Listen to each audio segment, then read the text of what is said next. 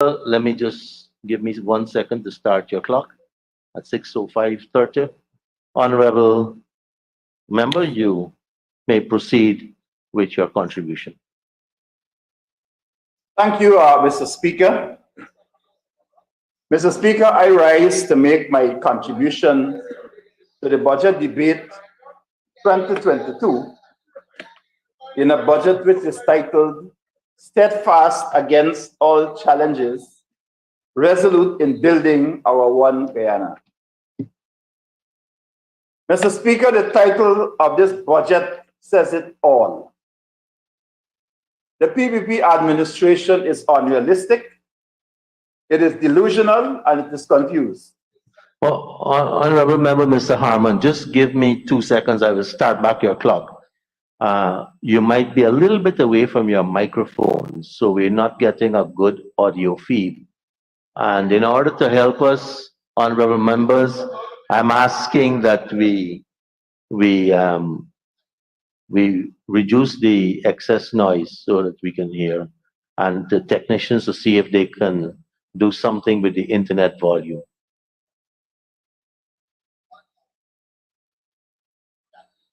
Honorable member, you may proceed. I'm starting back the clock at 6:07.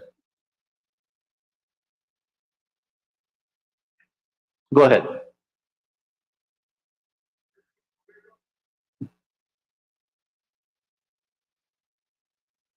Titled Steadfast Against All Challenges, Resolute in Building Our One Guyana. Mr. Speaker, this title of the budget says it all. That the PPP administration is unrealistic, it is delusional, and it is confused.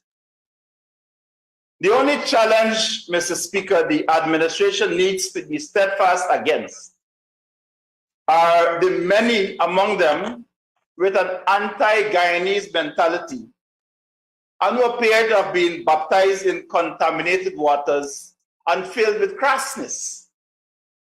Therein lies the reason, Mr. Speaker, that the budget is titled with a statement like resolute in building our one Guyana. Not in building one Guyana for all Guyanese, but our one Guyana. Mr. Speaker, we don't have to ask who is the our being referred to in this budget title. Since this administration went into office, it was evident that there is our Guyana, which they have created and embraced for themselves, their families and friends. Then there's the other Guyana, which they have treated with scant regard and punitive disdain. We have some very strong signals of who is not a part of their one Guyana. The working class, the poor, the sons and daughters of slaves, the sons and daughters of indentured servants, our indigenous population, and everyone who opposes their style of governance. Mr. Speaker, let me, at this point, commend my colleague MPs for their professional and clear treatment of this budget so that the Guyanese people can understand the true meaning of these figures that were thrown into this budget to finance what I would consider to be a visionless plan. From the first speaker on the opposition side, Mr. Speaker, who described the budget as disrespectful, discriminatory, and deceitful, to the very last speaker on the opposition side, in my view, we have successfully dismantled and pierced the veil of opaqueness that surrounds the presentation by Dr. Ashley Singh. I, like most Guyanese, am extremely proud of my colleagues, MPs like Joretta Fernandes, who exposed the government's poor record on the non-oil economy. And this is basically what Charetta spoke to. That in 2020, the non-oil GDP was down by 7.3%. In 2021, the non-oil GDP was projected to grow by 6.1%, but only grew by 4.6%. The non-oil economy is worse today than it was in 2019. Then, of course, there was MP Natasha Flew-Best, who outlined a food basket, or the way in which $28,000 will be spent by a pensioner. And this is what she said, that if you cost a dinner at $300 for 30 days in a month, that will be $9,000 to be spent by a pensioner. If you cost it a lunch at $500, by 30 days, that's $15,000. If you allocated $2,000 a month to pay GPL, and that will basically bring you, along with the phone bill of $2,000, will bring you to a total of $28,000. There's nothing left after that. You can't even afford to deal with a breakfast. And so, Mr. Speaker, these are the challenges which we are faced with as the poor people in this country.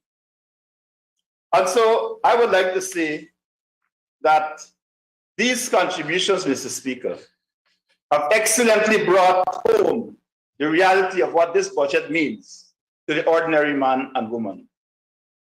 Let me also, Mr. Speaker, take this opportunity to thank Dr. Nicolette Henry for her sterling service in this honorable House and wish her well in her future endeavors. Dr. Singh, honorable member, I am aware that the budget is a painstaking operation in which you allocate monies in a given year to government priorities. I commend you for seeking to accomplish the impossible. Mr. Speaker, before I go much further, please permit me to address a few issues which were raised by the two previous speakers, the Honorable Member Gail Teixeira and the Honorable Member Anil Nandlall, the Attorney General. First of all, the Honorable Gail Teixeira spoke to the fact that Guyana was in a very bad state when the PPP took office in 2020. But I need to remind the honorable member that in 2014, and when we took office in 2015, that is the AP and the AFC took office, that Guyana was in the throes of if the Financial Action Task Force and the Caribbean Financial Action Task Force conditionalities. We were about to be blacklisted. And it took the efforts of the administration of David Granger and then untiring efforts of Basil Williams as the Attorney General to bring us out of that condition. And certainly, the Honorable Member Gail Teixeira and the Attorney General will be well aware of that. They are the ones that attended these financial task force meetings in Paris and in all of other parts of the world. And so they will be well aware of that. Mr. Speaker, we also have to recall that during that period before 2015, Guyana was tried internationally as a narco state. It is what was described in some international magazines as a tattered legacy of bad infrastructure, a tattered legacy of a people with little or no hope, a demoralized public service. And as one writer in the Stabrook News, Mr. Ralph Ramkaran, said that at that time, corruption had assumed an industrial scale. So that is what we had, industrial scale corruption, a tattered legacy. We were in the throes of being blacklisted by the Financial Action Task Force. We had a demoralized public service. This is what we found. This is what the PPP gave to us after 23 years in office. And they like to say that this is a continuing administration, which started in 1992. And so what we are seeing now is a continuation of that same failed policy, which produced that type of environment in Guyana. So the Honorable Member, Madam Gail Teixeira, I would just like to remind you of these issues. There are many others, but I can't spend all of my time dealing with that today. Mr. Speaker, then of course, it was this crassness, which I call it, this crassness of the Attorney General, who, apart from trying to explain that he went to Queen's College and therefore he had a certain pedigree, and that the Honorable Member on the opposition side went to St. Rose's, therefore he has a different pedigree.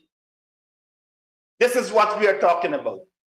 But the Honorable Member made a statement which I believe was very, very dishonorable, and one for which I believe the PNC should call upon him to make an apology.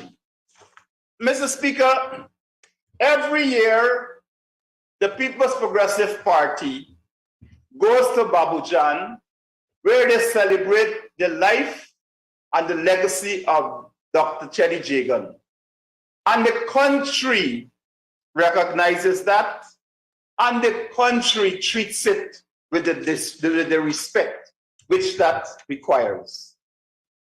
But, Mr. Speaker, the Honorable Attorney General this afternoon basically denigrated such an activity by the People's National Congress to go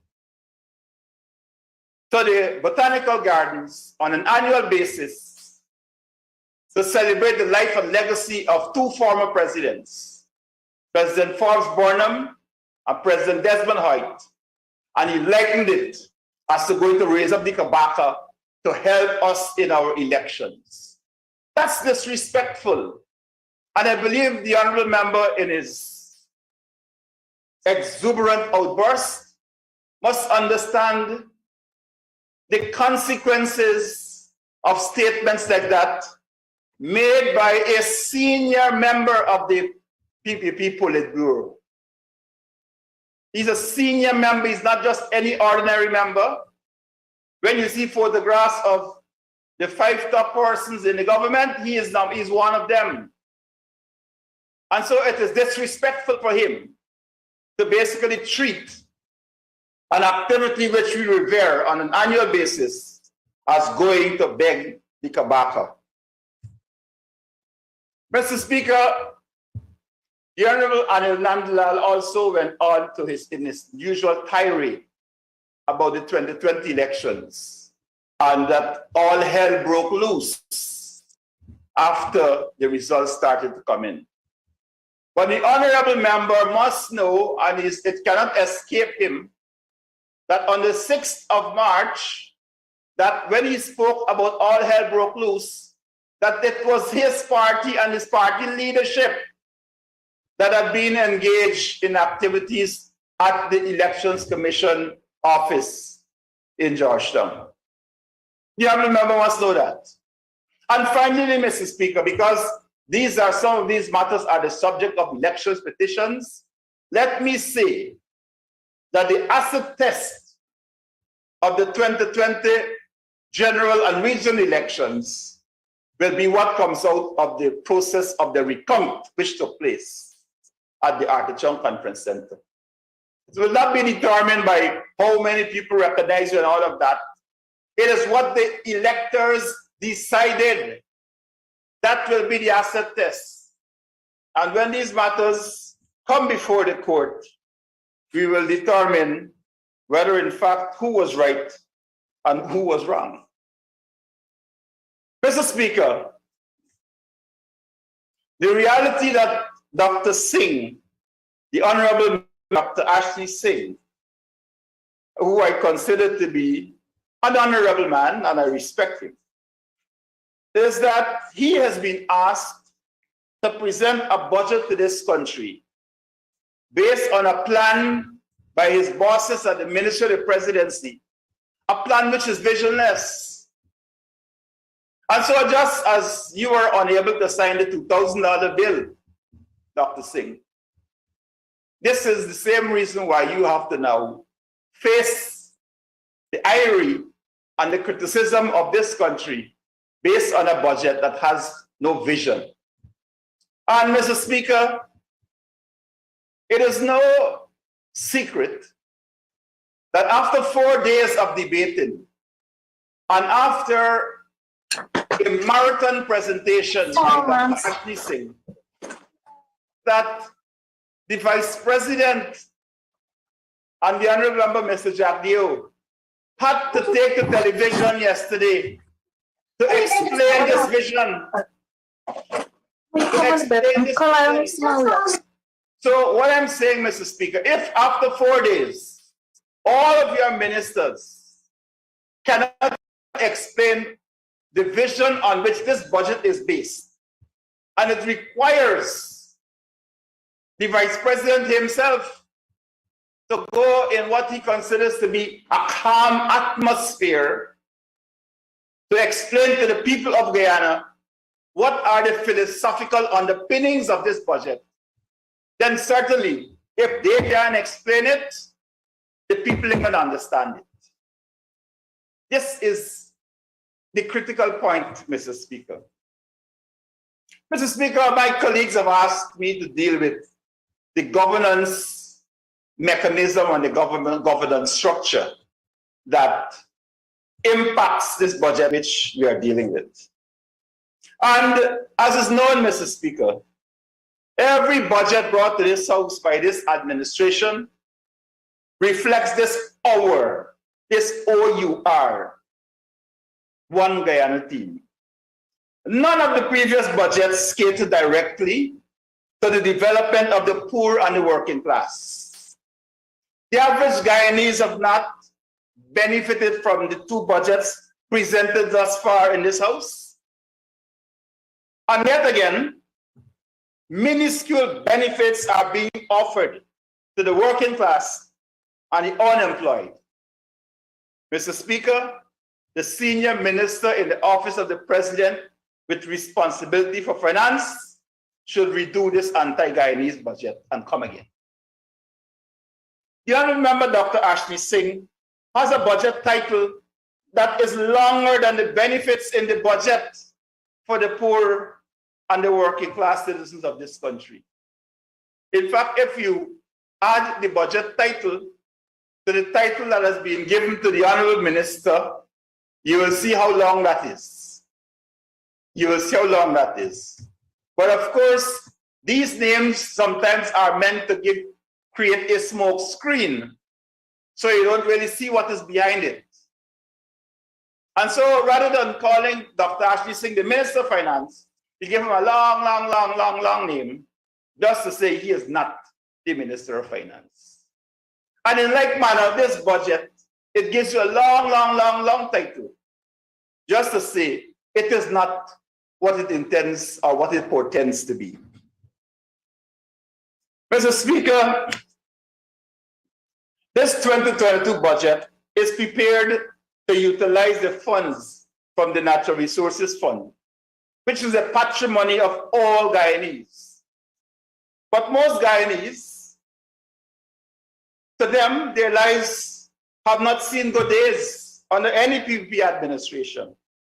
The fact remains, Mr. Speaker, that yet another PPP administration has failed to deliver a good or a better life for all Guyanese through its plans, its programs, and policies. Mr. Speaker, it is little wonder that the new oil finds that are announced by Exxon and lately by CGX have not generated excitement and interest by the Guyanese people is because they cannot see the benefit of all of these oil finds, and this petro state that we are creating. They do not see the benefits trickling down to them that affects their livelihood. Mr. Speaker, there is no doubt that the policies and plans of Budget 2022 will create a great life for a select few in their version of our Guyana. Mr. Speaker, building one Guyana must include equity. It must include justice. It must include fairness. It must include transparency. It must include inclusionary democracy. It must include opportunity for our young people. It must include a better quality of life for pensioners. It must include respect for our public servants. It must include freedom of speech. And most importantly, must include benefits for women who are predominantly the head of households in this country. It must, of course, too, Mr. Speaker, include opportunities for the creation of wealth for the other Guyana, the economically disadvantaged. This budget does not provide access to opportunities and a better quality of life. A national budget has to speak to development at an individual level, at the community level, and at the national level. The impact of that budget has to be felt by vendors in the market, professionals, engineers, doctors, plumbers, etc. Instead, Mr. Speaker, this budget caters to the friends and families of the People's Progressive Party. Mr. Speaker, we will see many letters in the press and interviews of the honorable members and ministers from the PPP speaking of how good the budget is for Guyana. But as the saying goes, he who feels it knows it. Mr. Speaker, he who feels it knows it. If you want to know where the shoe pinches, put it on. And so, Mr. Speaker, in Budget 2022, the vast majority of the people of Guyana are made to settle for pittance at the bottom, while those at the top continue to create an environment for themselves to continue the pilferage of the public coffers. As an opposition, Mr. Speaker, we will not stand by and see that happen. And along with a mobilized citizenry, we will fight this scourge before it takes hold in this country. Mr. Speaker, one of the trends we have become accustomed to in every PPP administration's budget is the investment of billions of dollars into failed projects and plans. Remember the famous fiber optic cable project, which was managed by the son of a former president, which cost the people of Guyana over $1.3 billion. Mr. Speaker, it was on the 2nd of November 2018 that the then PPP opposition leader at that time flagged the PPP. This is the PPP opposition leader, flagged the PPP over this failed project. One media outlet, the Guyana Chronicle, published an article titled, and I quote, "Jagdeo blasts failed PPP 1.3 billion fiber optic cable." In that same article, the honorable member was quoted as saying, and I quote, "It was a failure. The design parameters were all wrong," end of quote. Mr. Speaker, I want to use those very words to say to Dr. Ashni Singh that this budget is a failure. Its design parameters are all wrong, as it does not uplift the lives of the poor and working class in our society. Design parameters wrong. Mr. Speaker, I give you another example to illustrate my point.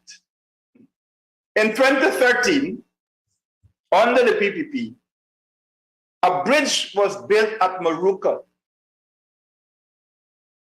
for 43 million Guyana dollars by a contractor. The work was poor. And so even after it was completed, the bridge could not be used. The contractor was paid all the money. But when he was questioned by Stabroek News about the poor work, he said, "It was not me. It was the government that gave me an inadequate design to build the bridge." Mr. Speaker, when the AP and UFC came into office in 2015, we had to rebuild that bridge. Mr. Speaker, according to the contractor, the design parameters that he received from the PPP government was wrong. That was the problem with the bridge. The design was bad. Mr. Speaker, that also is the problem with this budget. The design is bad, Dr. Singh. I know you know how to put together a budget, but if you get bad design, bad parameters, you can only expect failure. And speaking of bad designs, Mr. Speaker, we have the return of the famous Amila Falls Hydro Project. Mr. Speaker, it is ludicrous for any government to be obsessed with funding failed projects. But it's the nature of the PPP that drives this style of governance.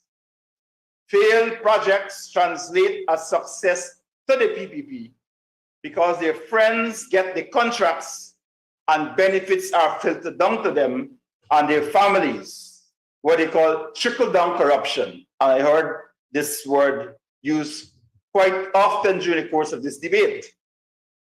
It is what we call, Mr. Speaker, new wine in old skin, or as the Americans call it, pork barrel politics. Pork barrel politics. Mr. Speaker, then we have the issue of the Guyana Sugar Corporation.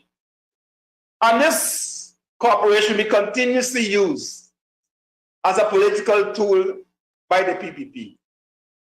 The PPP does not care about the sugar workers or the industry. But what they do know is that it is necessary to have the sugar workers and their families be dependent on GAISUCO so as to ensure that this single voting bloc remains beholden to them. So GAISUCO will continue to make less than it costs to produce sugar year after year. It will continue to deprive projects in other sectors of billions of much needed budgetary allocations that could bring short, medium, and long-term relief to citizens, especially during this time of COVID. The billions given to GAISUCO, Mr. Speaker, could have gone towards providing free education at the University of Guyana. But education is not as important as reopening estates of a failed industry. To date, Mr. Speaker, GAISUCO has received over $30 billion from the previous two budgets and supplementals, and it is set to receive another $6 billion in this budget. We are yet to see the reopening of any estate. So, Mr. Speaker, while the administration continues to fund its failures, Guyanese must wait until after the next elections, according to this administration, to have access to free tertiary education. But let me say this to the PPP administration, Mr. Speaker. On this issue, they are right. I agree with them. Because the next administration will be the AP and the AFC's administration. And they will certainly make tertiary education a reality and a priority as part of our education and as part of us providing what is called an education nation. That's part of our plan. So the PPP, you're right on that. You're right on that. Mr. Speaker, the AP and UAFC made sure that our policies, plans, and projects cater to all Guyanese during our time in office. The Speaker, over time, we have put more disposable income in the pockets of our citizens through a number of measures. And these included, but were not limited to, increases in minimum wage from $39,000 to $65,000, while increasing the income tax threshold simultaneously. Mr. Speaker, this allowed public servants to have more discretionary income after covering their necessities. And that was done without oil money. That's how a caring government caters to its citizens. And of this, the honorable members on the government side should take note, because the small increase of the threshold and the invisible and intangible disposable income you are talking about has been all swallowed up even before it reaches the pocket of our public servants and our citizens. It's all eaten up by a cost of living that is increasing daily. Mr. Speaker, it seems to me that the PPP does not clearly understand the times in which we are living, because what we have in this budget are pittances being paraded as life-changing measures. The PPP administration is an administration whose policy is to make our people a nation of mendicants. The cash grants that they have placed in the budget are enough to have citizens look for another handout next year. Not enough to put them in a position where they are able to build sustainable livelihoods. Those on the government side spend no time addressing measures and policies that would have lasting positive impact, because they do not want an independent populace. They rely on a dependent population. Mr. Speaker, as we reflect on how the cash grants last year were distributed to our citizens, one cannot help but liken the modus operandi to exactly how drug lords operate when attempting to gain control over people and communities. They go into communities with large bags of money, along with their security with big guns, to share out money and buy over communities to increase their influence. It is interesting, Mr. Speaker, that in 2021, the PPP used the same method to get money to the people. I here again reiterate our call for the auditing of the disbursement of all those cash grants. And I call again on the Honorable President, His Excellency Mr. Irfan Ali, to demand that the Auditor General produces that audit which you instructed him to do. Why isn't he doing it? Is he just so disrespectful of the office? Or does he feel so comfortable that the president could give him an instruction and doesn't have to follow it because he's probably following the directions of some other power in the office of the president? Mr. Speaker, another continuing trend of the PPP budget is lack of foresight, which is a general characteristic of their governance. Speaker, when we were in office, that is the AP and UFC, we placed restrictions on the importation of used tires and aged vehicles in order to protect our environment and to save lives. We implemented measures for the easy importation of electric vehicles and setting up of charging stations. Our administration was forward-thinking. Mr. Speaker, it appears as though we were too forward-thinking for the PPP, who decided to reverse our tires and vehicle policy. And now in budget 2022, they are offering tax measures to benefit the importation of vehicles for industrial and commercial purposes. Not one thought was given to the fact that we are still in a pandemic and to providing incentives for school children and a fleet of vehicles for school children. Not a single thought was given to the importation of better vehicles for public transportation to aid in safer travel. No tax reduction or concession for frontline workers who want to purchase a vehicle to travel to work safely during this pandemic so they can continue to serve the country and fellow citizens. And Mr. Speaker, according to the Minister of Health, there is no end in sight to this particular COVID-19 pandemic. Every so often we hear of a new variant. And so we have to adopt lifestyles to what is called this new normal. And in the consideration of this budget, this government ought to have taken into consideration this new normal and therefore provide vehicles for those frontline workers. Mr. Speaker, another very obvious trend in this PP budget is that it focuses heavily on measures to benefit the private sector, while little to no attention is placed on developing a strong, productive public sector to cater to the needs of this country. It's as if the government expects the private sector to deliver public service to the citizens. Mr. Speaker, this administration boasts about implementing measures that see the private sector saving some $6 billion, which they hope will be passed on to citizens. Instead, the citizens got an increase in the prices of most products, with no measures being implemented for direct benefit to them. The PP has turned to the private sector with the hope that profit will no longer guide their decision-making.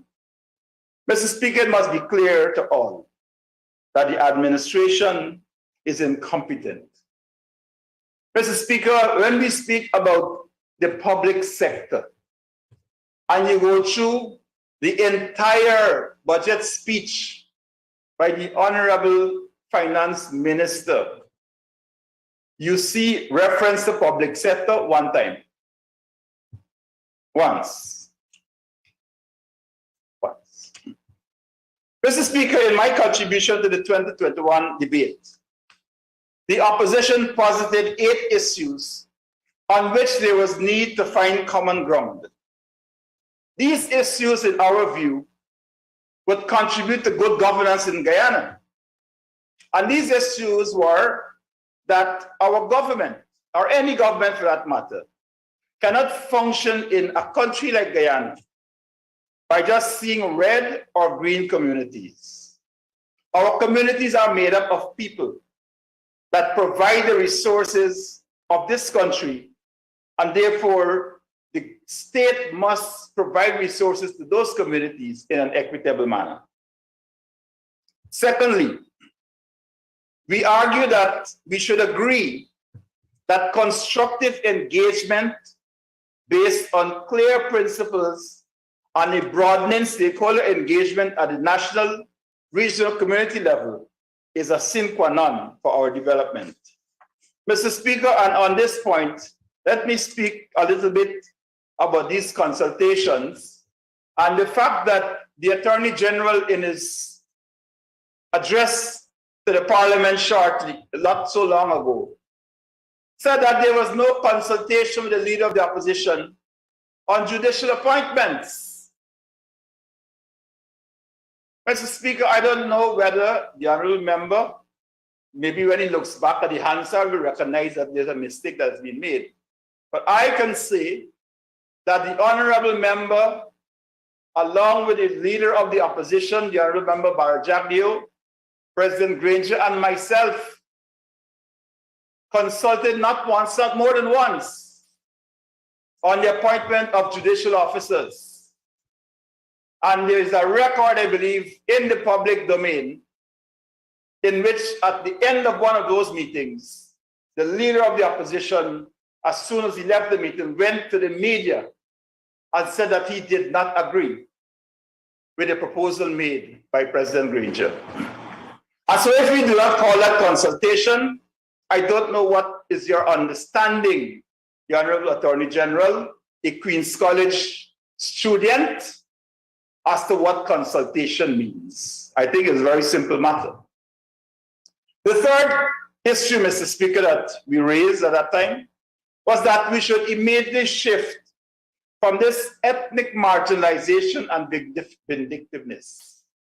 The Honorable Gilda Shearer spoke, and she almost moved my heart when she spoke this afternoon about what our One Guyana should be, how we should work together to benefit from what is happening to our country, the huge amount of resources that are coming to this country, and why we should work together as a people to ensure that the benefit goes to all. And so that was our third issue, that we should try to remove vindictiveness and marginalization. And maybe in their head, in the PPP's head, they are not being vindictive, they are not marginalizing people, but the general public outside here sees it differently. And so even if it is a question of perception, then we should work to deal with that perception. The fourth issue, Mr. Speaker, we said we should agree to meet the cause of redress of imbalances in this country. And this is most palpable in the distribution of these grants, in the way in which we go to communities and we skip some communities that are perceived to have supported the APNU AFC. And these things are very clear. The citizens speak about it. You don't have to go and share it down to hear that. All of the other stations, you hear that.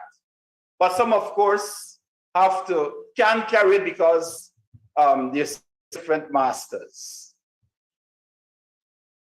The fifth issue, Mr. Speaker, we spoke about was collectively focusing on poverty and the plight of our poor citizens.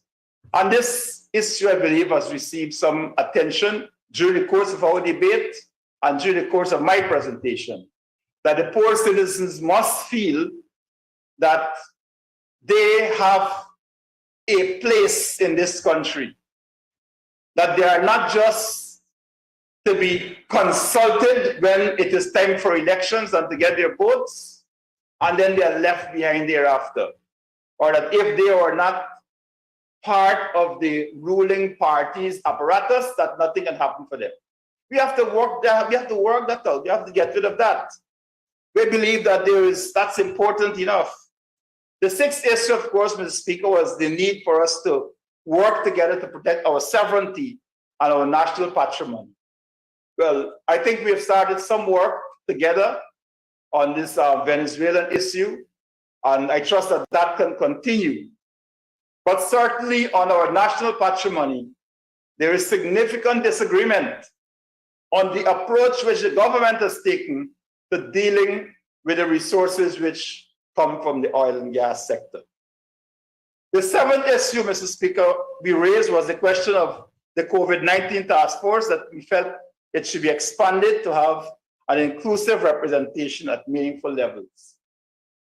This continues to go on and on and on and on, and it seems to me as if our Minister of Health and the task force itself has probably just given up and decided, well, okay, we'll just count the number of persons who are infected on a daily basis and those who pass away. It's just like that announcement. The eighth issue, Mr. Speaker, was that we should agree that there's urgent need to update our electoral laws to ensure that there's a list of electors which reflect the reality of Guyana. I was happy to hear the Honorable Attorney General in his list of legal issues, in his list of matters that will be the subject of legislation, that he speaks towards the electoral laws. But we believe that it is an urgent priority that the voters list, the electoral list, be cleansed and it represents the true reality of what Guyana is. We cannot move forward unless that issue is taken care of. Mr. Speaker, 1 year later, these conditions remain unmet. What is the pattern of behavior of the PPP? Because if I can go to 2014, I addressed the National Assembly on 2014 on some of the similar conditions which we had asked for that administration under President Ramotar to look at. And Basically, what we said was that the government refused to engage in any meaningful budget talks at the tripartite level. Secondly, the government refused to reduce the toll on the Berbice River Bridge. Thirdly, the government refused to reduce the value-added tax by at least a single %, with a promise by His Excellency the President to look at the tax structure and to establish a tax committee. Fourthly, the government refused to increase old age pension to $15,000, which we were asking for in 2012. Sixthly, the government refused to commission an inquiry into the Guyana Sugar Corporation and the Guyana Power and Light as a precondition to any further subvention to these entities. Sixthly, the government refused to guarantee the independence of constitutional entities. Even after a motion was passed in the National Assembly, it continued to refuse to do so. Seventhly, the government refused to give presidential assent to any bills passed in the National Assembly, which the PPP did not support. Eighth, the government refused to address the issues affecting the National Insurance Scheme. 9, it refused to have the monies in NISIL, the Lotto Fund, and the Guyana Geological and John Mines Commission transferred into the Consolidated Fund. 10, it refused to take action on the National Communications Network and the Government Information Agency. And it's important to note, Mr. Speaker, that we continue to have that situation until now. Only yesterday, the People's National Congress issued a statement about the biased coverage of the NCN in the debate that is taking place in the National Assembly. This was a continuing issue. And then the 11th matter we spoke about was the government's refusal at that time to establish a public procurement commission. So, Mr. Speaker, it is a pattern by the PPP that even if you raise these issues, they'll find all kinds of excuse why they should not consult, why they should not do this. So it is a pattern. So what has happened in the last year's budget and no action has been taken? I'm showing you that in 2013 and 2014, it was the same behavior by this administration. The other member, Dr. Ashni Singh, Mr. Speaker, during his budget speech, spoke ad nauseum about the PPP's administration governance architecture, using descriptors that are contradictory to the nature of the People's Progressive Party government. The other member said at page 67, paragraph 4.199 of his speech, and I quote, "The governance architecture of this government is based firmly on inclusivity, participation, transparency, and accountability, and the rule of law." Mr. Speaker, nothing is further from the truth. The PPP does not, it would appear to me, possess the political maturity to be inclusive, let alone be transparent and accountable. Mr. Speaker, that the honorable member could have said, or what the honorable member should have said, should I say, is that the PPP's governance architecture is based firmly on exclusion, selective participation, opacity, unaccountability, and lawlessness. Those are the pillars on which the concept and policy trust of our One Guyana they are creating are based. This administration, which boasts, Mr. Speaker, of inclusivity and participation, continues to defy the Constitution by failing to have consultations with critical stakeholders in this country. There's yet to be consultation on key constitutional appointments. They refuse to consult with the opposition on Budget 2022, and they shut out the regions that are managed by the coalition from the budget preparation process. The unions are being ignored when requests are made for meetings, and they are left out of meetings that are directly related to matters affecting those that they represent.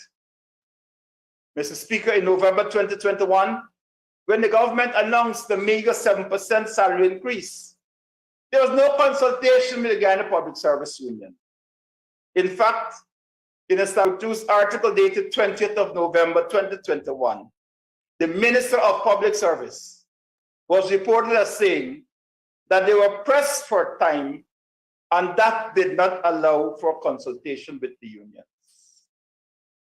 This is not the coalition saying that, Mr. Speaker, that they did not consult. It is a minister telling the Guyanese people that the government had no time to consult with you or your representatives on matters that directly affect your livelihood. The article went on to say that this unlawful action was taken during ongoing representation by the GPSU, which was vigorously pursuing the need for negotiations with the Ministry of the Public Service and had legitimate expectations that that would take place. Copies of all correspondence were sent to the president with the hope of presidential intervention. But sadly, that was not the case. This is the one Guyana and inclusivity that the government speaks of. Mr. Speaker, this is not the coalition telling the government that they're not inclusive and that they're lawless. The union has said that.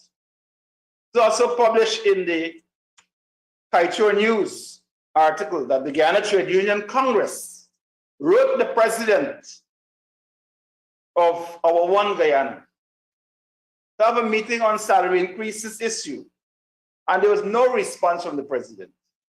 So when we say this administration is exclusive and does not seek to have meaningful consultation with all stakeholders, we are doing so clearly from a strong position. Mr. Speaker, their actions speak louder than their words. The other member, Dr. Ashley Singh, mentioned the establishment of a One Guyana Commission in 2022. Mr. Speaker, we have said it before, and we continue to say it. The PPP is visionless. They continue to dismantle every good thing created by the AP and EFC administration. Then they rebrand it and pitch it as if it is a new idea. They dismantled the Ministry of Social Cohesion and now seeks to create a One Guyana Commission. Do you remember who on the opening day sought to suggest that we promised and they delivered? Please be advised, honorable member, that we created and you broke up. We created and you broke up. Mr. Speaker, the Honorable Dr. Ashley Singh went on to talk about the administration's anti-corruption framework for Guyana, stating that it's based on commitments to our treaty obligations to the Inter-American Convention Against Corruption and the UN Convention Against Corruption as well. Mr. Speaker, the AP and UFC coalition government passed the State Asset Recovery Bill of 2017, giving life to the State Asset Recovery Act and the establishment of the State Asset Recovery Agency, in keeping with Guyana's commitment to the same treaty obligations mentioned by the honorable member. I must iterate, Mr. Speaker, that the government's actions speak louder than their words. When they came into office, they dismantled the State Asset Recovery Agency, and the director who they claim had too much power, they fired him. But that is not the reason why, Mr. Speaker. You see, they are masters at equivocation. They love to conceal the truth. But we will continue to bring the truth to the Guyanese people. The truth of the matter is, Mr. Speaker, that they could have amended the act. They could have removed the so-called powers that they were referring to. But that would have meant that the 19 plus cases that SARA had against some of the friends and families of the PPP, which are worth billions of Guyana dollars, would have had to be carried on in the course of the court. In fact, the same week that the government close the agency, there are matters to be heard in the court. So the only way to annul all those court cases was to shut the agency down and repeal the act. They like to say that Sarah did nothing. Well, they should have allowed those cases to take its due course and prove to the nation that we were witch hunting. Mr. Speaker, I say again, action speaks louder than words.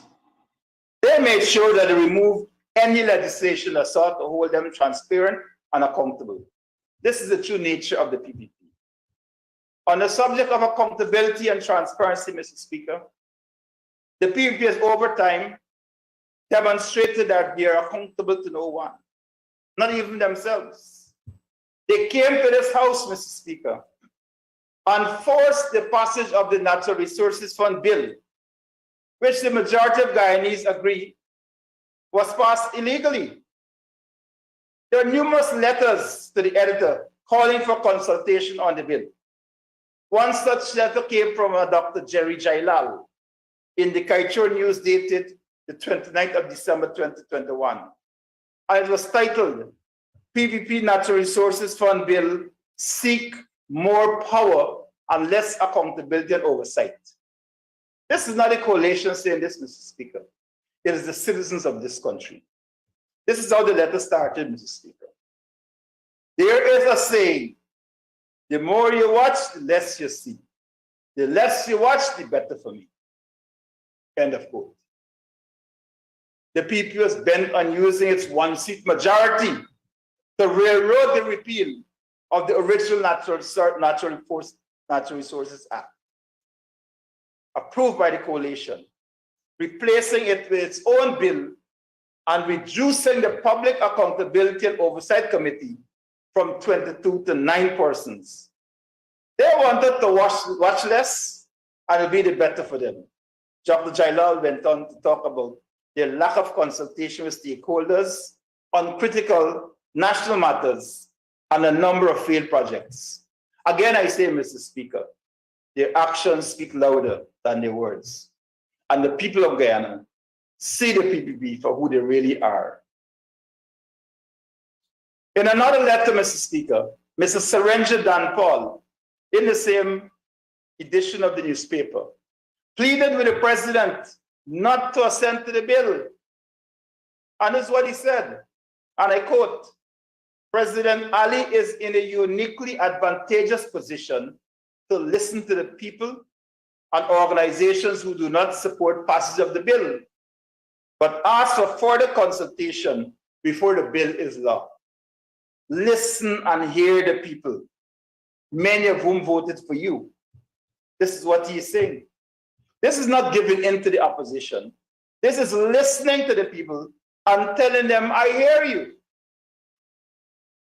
Finally, and this is what he said again, I call on President Ali to show us integrity. This is the one quality that he explicitly specified that he will require of board members. Honorable member, I'd have to ask you to withdraw that reference to His Excellency, the President. I withdraw it, Mr. Speaker. Thank you. Thank you, Mr. Speaker, Honorable. all I Please will proceed. say Please proceed. to the members on the government side of the House is show us what integrity means to you. That is what the people of Guyana want to see. And again, I say, your actions speak louder than your words. Civil society groups spoke about the poor governance structure of the bill and the fact that it lacked the key ingredients of accountability and transparency. Mr. Speaker, citizens even submitted a petition to this assembly seeking to halt the passage of the bill. The petitioners respectfully requested that the National Assembly pause the motion to debate the repeal of the Natural Resources Fund Act to provide an opportunity for the proposed amendments to be made available to the citizens of Guyana. Mr. Speaker, this is what Policy Forum Guyana had to say in a press statement in the Starbuck News dated the 31st of December 2021. And I quote, since assuming office in 2020, avenues for influencing decision-making in Guyanese politics have been progressively closed off by the ruling party. Independent voices are being silenced and professionals replaced by compliant camp followers. As a result, institutions such as the Environmental Protection Agency, the Guyana Police Force, and the state media, while ostensibly still performing their roles, have become arms of the ruling party. Mr. Speaker, in the same vein, the dismissive parliamentary treatment of the formal petition signed by 64 citizens calling for a pause in the consideration of the Natural Resources Act is a microcosm of what politics in Guyana has become. An entirely transparent process making a modest demand for time to consult was ignored by the ruling party without explanation. Mr. Speaker, this is not a collation statement. This is what the citizens of Guyana, and this is what they're saying. And there are more statements like these, too many for me to deal with today because of the time. Mr. Speaker, amidst this national outcry, this administration decided to ignore the Guyanese people. Understandably so, because they needed the money to prop up this so-called biggest budget. Also, Mr. Speaker, the Honorable Dr. Ashley Singh needs to inform this assembly of the intended expenditure for the money being withdrawn. It is not enough to say that the money will go into the consolidated fund. Even before the money is withdrawn, it is our contention that the fund, the act, that is the new act, provides at section 16(2)(a) and (b), and it deals with withdrawals from the fund. It outlines that the funds are to be used for national development priorities and essential projects that are directly related to natural disaster. However, the fund is in the budget merely as budgetary support. The government was in such a hurry to force the bill through the assembly that they failed to realize that the act, which is now law, requires that they should state what the money is to be used for, so as to satisfy the requirement for withdrawal. It is not enough to say we will withdraw it and put it into the consolidated fund, and while it is there, we will then come to the parliament. Before you draw it, you should state what the funds are to be used for. Just a few days ago, Mr. Speaker, the Chartered Accountant and Attorney at Law, Christopher Ram, in an article carried by Kaieteur News, raised a very concern as it relates to the withdrawal from the fund in defiance of what is stated in the Act at section 16. Then, Mr. Speaker, there is section 19, which deals with approval of withdrawals from the fund. Mr. Speaker, section 19 reads, and I quote, "The amount that the minister shall request the National Assembly to approve as the withdrawal from the fund for the next ensuing fiscal year shall be included in the national budget proposal." Mr. Speaker, I was looking among my budget documents to see if there was any statement of request for withdrawal from the fund, and I could not find any. It is as if the PE believes that they must answer to no one. The rule of law means nothing to them. They force a bill through the assembly, and in less than a month, they are in defiance of the very act, because all they want to do is to get their hands on the money.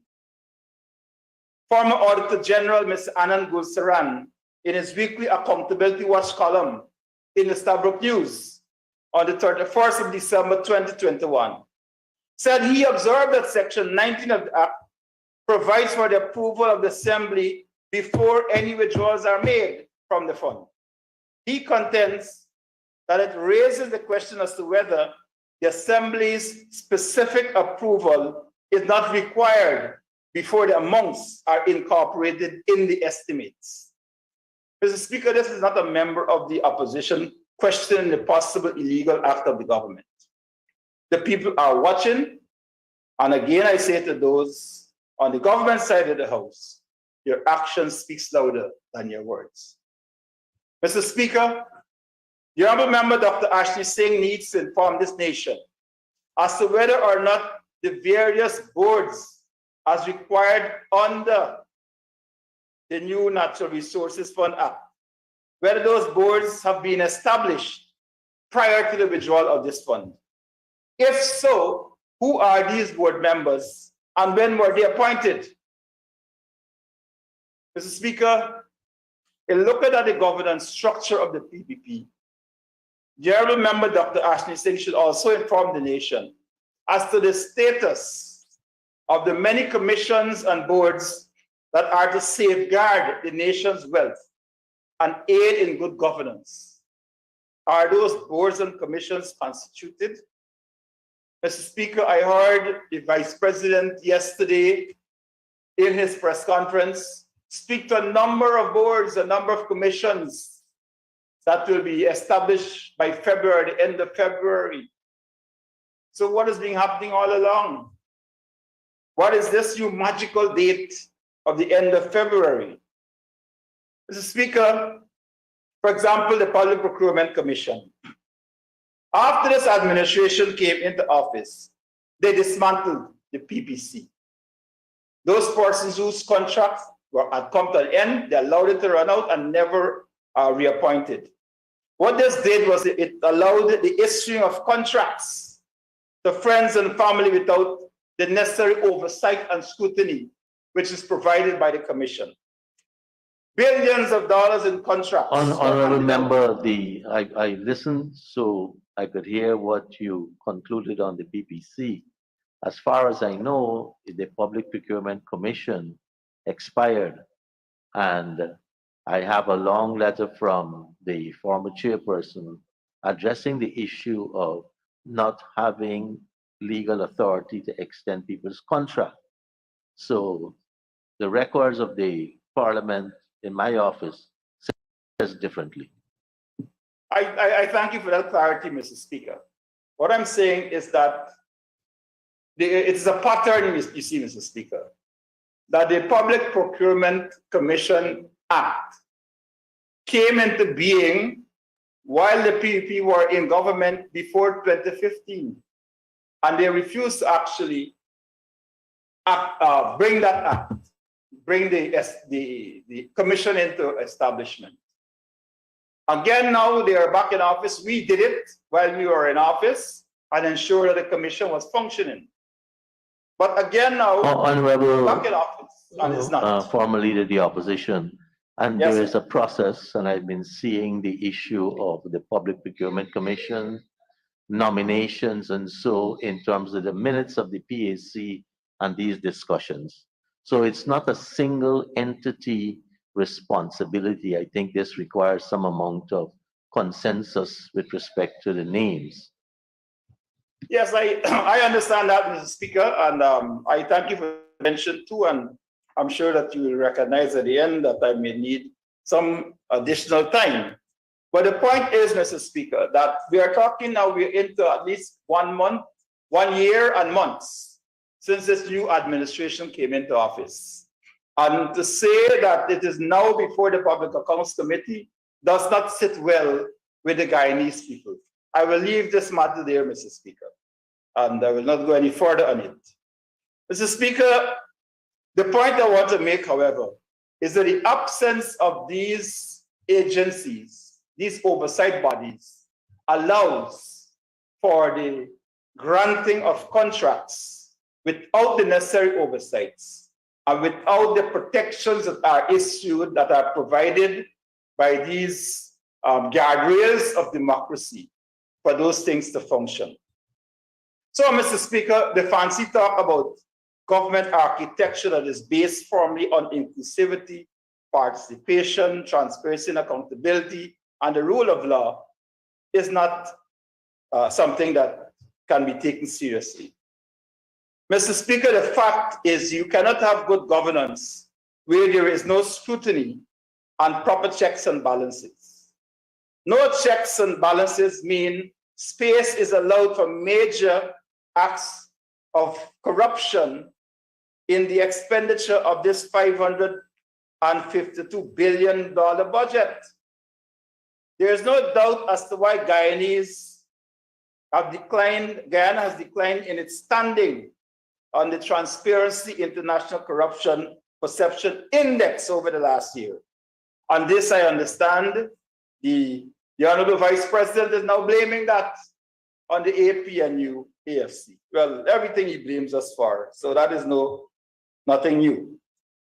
Mr. Speaker, it is simply because the PPP governance structure is weak at its very core.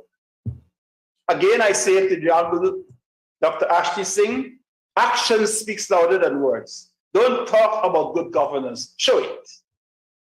Mr. Speaker, allocations have been made from ministries and agencies to drive developmental programs that should better the lives of the people. However, Mr. Speaker, the glue that holds it all together and makes sure that the people benefit and those programs are successful is the way in which the governance structures function. It is not something, Mr. Speaker, sometimes which you can put a dollar value. So when the governance structure is as porous as the one this administration is resting its budget on, you can allot $20 billion for roads and bridges. But because corruption is ever present and the safeguards and guardrails are non-existent, your roads and infrastructure will crumble, just as the poles on Vicendian Road that were recently erected, and the many roadworks across this country that had to be remedied in a matter of weeks after they were completed. What I'm saying, Mr. Speaker, because I know many of the government side will take a while to understand it, is that you can boast about the biggest budget, how much money you allocate to a specific project or program. But when your governance structure is based firmly on exclusion, selective participation, opacity, unaccountability, lawlessness, and corruption, the majority of the populace will not directly benefit from your budget. And that is the harsh reality. Mr. Speaker, that good governance entails, I would posit also, how institutions conduct their public affairs and how a government manages public resources, ensuring that there is equity, fairness, and accountability. Good governance guarantees the realization of human rights in a manner which is essentially free of abuse and corruption, and with due regard for the rule of law.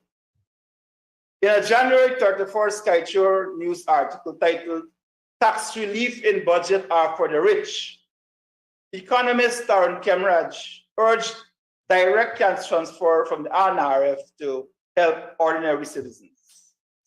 And the article says that the tax reduction measures announced in this year's budget will not benefit the ordinary citizens of this country. And government instead should focus on ensuring that Guyanese benefit directly from the proceeds of oil resource, Professor of Economics Taran Kemraj said. Kemraj was among the panelists of a Moray House Trust discussion on Guyana Natural Resources Fund Act, a virtual consultation held on Saturday. In his presentation, Kemraj, a professor of economics and international studies at the New College of Florida, said, and I quote, "It is an interesting budget. It has certainly has some bright spots, but the most worrying spot of the 2022 budget is how much it mollycoddles people who are already well off." He reasoned that Vice President Bharat Jagdeo recently said that he came up with an estimate that local content law alone will provide the business community with over US $600 million a year. But even with local content and the wonderful tax breaks, Kemraj said he does not see the rationale. For example, in this year's budget, government has announced measures to reduce the excise tax on double cab pickups vehicles between 2,000 and 3,000 cc. From 110%, it gone now to 75%. A similar reduction is expected to benefit other vehicles servicing the oil and gas sector, as well as cater to the increased construction activities. To this end, the economist warned, I don't see the good planning there. And of course, if you reduce the price of some of these vehicles and you make it too easy, you could have the Trinidad situation where one family now has 3 vehicles. And so what you have, you are building roads to take care of the traffic congestion. And then you're right back there in 2 or 3 years. So sustainability has to be a lot more holistic, end of quote. Mr. Speaker, good governance also requires a parliament that is handled without bias, where all members are treated equally, where the business of the people are not denied at the whim and fancy of the presiding officials without sound explanation. This is what we mean by a one Guyana, Mr. Speaker. The extensive delays in summoning parliamentary sittings, the many opposition motions denied, and questions that went unanswered, and the determination that matters such as a flooding of our communities are not urgent. This is basically not what we consider to be good governance and to lead a better one Guyana. To share a more recent occurrence, Mr. Speaker, the reasons given for the dismissal of the opposition motion, which suggests that the opposition could not have brought a legal motion over an illegal action that it initiated in the first place, in our view, or in my view, has no proper foundation in law. Even though there was some legal maxim quoted, Mr. Speaker, I think that is more the exception than the rule. What that is saying is, Mr. Speaker, if someone initiates an argument and the other person then physically assaults the initiator of the argument, then the person that initiated the argument cannot make a report to the police and to get a redress. That has to be ludicrous, Mr. Speaker. The National Assembly is the highest decision-making forum in the land. And we cannot, if we cannot get it right here in this House, Mr. Speaker, we'll be dominated by a governance system which can soon crumble. Mr. Speaker and colleagues, I leave you with the words of a former president of Guyana, Sir Lyndon Forbes Sampson Burnham. And he said, the destiny of the Cooperative Republic is in our hands. Let these be safe hands. Mr. Speaker, for the many issues highlighted in my presentation, and the fact that a major portion of this budget is funded by withdrawals from the Natural Resources Fund, which the opposition considers to be illegal, I cannot support this budget. And on that point, I say thank you very much, Mr. Speaker, and thank the members for listening. I thank you.